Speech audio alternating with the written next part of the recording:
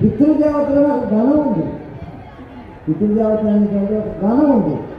ఆ గణానికి అధిదేవతలు ఉండేటువంటి వాళ్ళు ఉంటారు. ఆ పితృదేవతలకే మనం పూజ చేస్తాం. ఎవరు చేస్తాం మనం?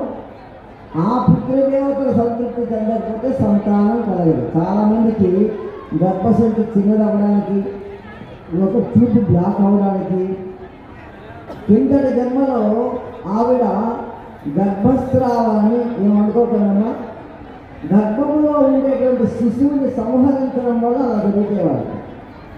ఎందుకు జరుగుతాయి? ఎన్నో జన్మల్లో గర్భంలో ఉండేటువంటి శిశువుని చంపేస్తారు. 3 నెలల 4 నెలలకు గర్భం వచ్చిందని. ఇప్పుడు కూడా చాలామంది చేస్తున్నారు. వచ్చే జన్మలో వాళ్ళు రాక్షసులుగా పడతారు.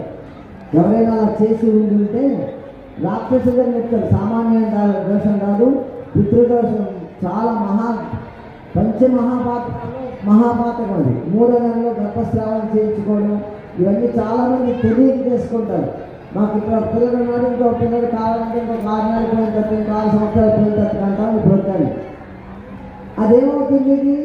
తెలియకుండా లోపల జరిగినటువంటి ప్రక్రియ వల్ల పాపం మిమ్మల్ని వెంటాడుతుంది.